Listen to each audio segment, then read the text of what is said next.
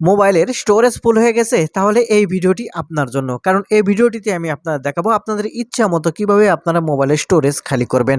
দেখুন, আপনার মোবাইলে যদি স্টোরেজ ফুল হয়ে যায় তাহলে আপনার মোবাইলে বিভিন্ন রকম সমস্যা দেখা দেবে।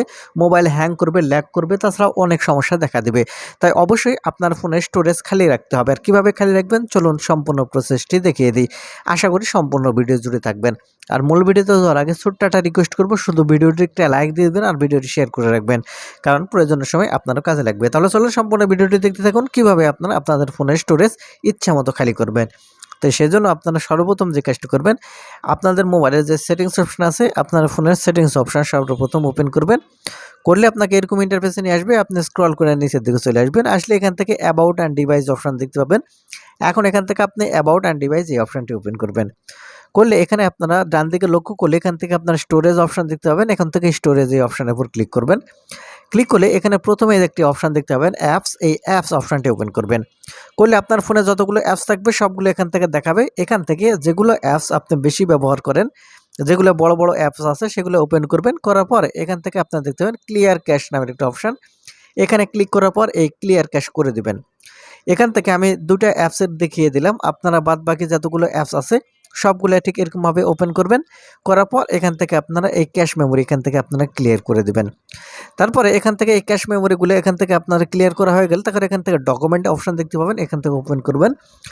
ওপেন করবে এখানে আপনারা অসংখ্য ডকুমেন্ট দেখতে পাবেন যেগুলো আপনার প্রয়োজনই নেই, অথচ আপনার স্টোরেজ ফুল হয়ে আছে এগুলোর কারণে। এখন এগুলা ডকুমেন্ট ডিলিট করার জন্য এখান থেকে সিলেক্ট করে দিবেন। দেওয়ার পরে যেগুলোর আপনার প্রয়োজন নাই এখান থেকে আপনি ইচ্ছা মতো এখান থেকে আপনি ডিলিট করে দেবেন। আর সিলেক্ট করে হয়ে গেলে এখান থেকে নিচের দিকে আপনার লক্ষ্য করে দেখতে পাবেন, এখান থেকে ডিলিট বাটন দেখতে পাবেন। জাস্ট এখান থেকে নিচের এই ডিলিট বাটনের উপরে আপনাকে ক্লিক করতে হবে। তাহলে আবারও ডিলিট বাটন আসবে, সাথে সাথে দেখতে পাবেন এখান থেকে ডিলিট কিন্তু হয়ে যাবে। দেখতে পাচ্ছেন এখান থেকে ডিলিট হয়ে গেছে। তারপরে এখান থেকে নিচের দিকে সবার নিচে দেখতে পাবেন ক্লিন আপ। আপনি এখন এখান থেকে ক্লিন আপ এই অপশানের উপর ক্লিক করবেন। আপনি ক্লিন আপ অপশানের উপর ক্লিক করার সাথে সাথে দেখতে পাবেন এদিকে নিচের দিকে লক্ষ্য করলে এখানে প্রত্যেকটা অ্যাপস কিন্তু এখান থেকে ক্লিন হবে।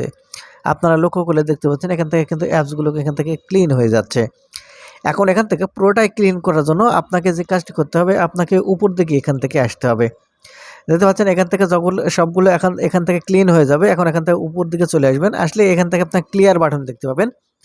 আপনি এখন এখান থেকে ক্লিন এই বাটনের উপর ক্লিক করবেন। আপনি এখন এখান থেকে এই বাটনের উপর ক্লিক করার সাথে সাথে এখানে আপনারা দেখতে পাবেন কত জিবি, এখান থেকে কত জিবি ক্লিয়ার কিন্তু হয়ে গেছে। দেখতে পাচ্ছেন, আপনারা ভালো করে লক্ষ্য রাখেন তাহলে কিন্তু আপনারা দেখতে পাচ্ছেন এখান থেকে কত জিবি এখান থেকে ক্লিয়ার হয়ে যাচ্ছে। ঠিক এরকমভাবে আপনার ইচ্ছা মতো কিন্তু আপনারা স্টোরেজ খালি করে নিতে পারবেন। আশা করি বুঝতে পেরেছেন। তো বন্ধুরা, এই ছিল আজকে ভিডিওটি থেকে যদি কিছু শিখে থাকেন তাহলে আমাদের এরকম ভিডিওগুলো সবসময় পাওয়ার জন্য আমার চ্যানেলটিকে সাবস্ক্রাইব করে সাথে থাকবেন। ধন্যবাদ ভিডিওটি দেখার জন্য।